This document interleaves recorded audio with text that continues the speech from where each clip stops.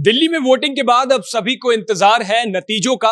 8 तारीख वो निर्णायक ऐतिहासिक तारीख होगी जब दिल्ली की गद्दी पर सिंहासन पर कौन बैठेगा ये तय हो जाएगा। लेकिन उससे पहले तमाम नेता अपनी अपनी सियासी बिसात बिछा रहे हैं एग्जिट पोल को लेकर के। जी हां, जब से एग्जिट पोल आया है और ऑन एन एवरेज अगर सारे एग्जिट पोल्स की बात करें तो बीजेपी को लगभग 45-46 सीटें मिलती दिखाई दे रही हैं और आम आदमी पार्टी के खाते में 25 से 26 सीटें सारे एग्जिट पोल की तरफ से दिखाई जा रही हैं। वहीं कांग्रेस की बात करें तो 0 से 1 सीट के आसपास कांग्रेस के लिए भी एग्जिट पोल्स में उनको सीट एलोकेट की गई है। लेकिन अब जिस तरीके से एग्जिट पोल पर चर्चा हो रही है वो बेहद खास है और उसमें भी आम आदमी पार्टी के संयोजक पूर्व मुख्यमंत्री अरविंद केजरीवाल सियासत के मजे हुए खिलाड़ी हैं और इसीलिए अरविंद केजरीवाल दिल्ली के चुनाव की नतीजों से पहले माहौल बनाने की कोशिश कर रहे हैं। हालांकि अब वोटिंग तो हो चुकी है तो माहौल का कोई असर नहीं होगा, लेकिन फिर भी अरविंद केजरीवाल ये अभी से अपनी हार और जीत दोनों के लिए अपनी प्लानिंग कर रहे हैं। दरअसल अरविंद केजरीवाल ने सोशल मीडिया साइट एक्स पर एक ट्वीट किया, उसमें कहा कि दिल्ली में उनके जो भी प्रत्याशी थे भारतीय जनता पार्टी उनको फोन करके पैसे का ऑफर कर रही है, उनको तोड़ रही है। यानी अरविंद केजरीवाल का इशारा कहीं ना कहीं ऑपरेशन लोटस की तरफ था। अब अरविंद केजरीवाल इससे आज एक कदम और आगे बढ़ गए।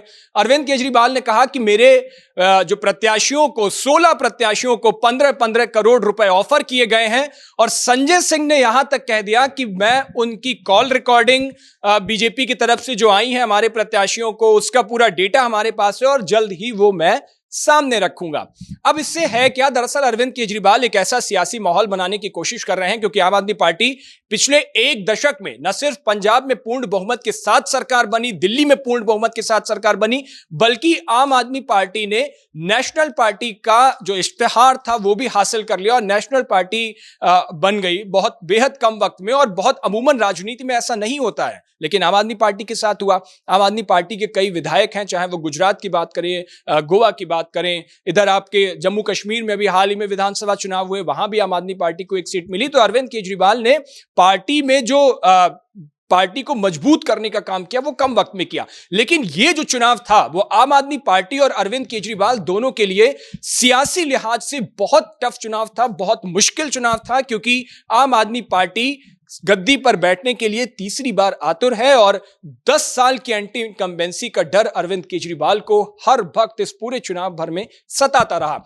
अब अरविंद केजरीवाल ने अपने सभी प्रत्याशियों को चाय पर बुलाया है और कपूरथला हाउस में एक मीटिंग रखी है जिसमें उनके प्रत्याशी जाएंगे, चाय पर चर्चा होगी। और अरविंद केजरीवाल की लिहाज से वो बता रहे हैं कि ये मीटिंग इसलिए रखी गई है जिससे कि उनके प्रत्याशियों से बात की जाए, किसी भी गठजोड़ में, किसी भी तोड़जोड़ में वो शामिल ना रहें और उनको ये एश्योर किया जाए कि वो आम आदमी पार्टी से कहीं नहीं जाएंगे। अब ये तो तय देखने वाली बात होगी कि 8 तारीख जो निर्णायक तारीख होगी वो किस मोड़ पर ले जाती है।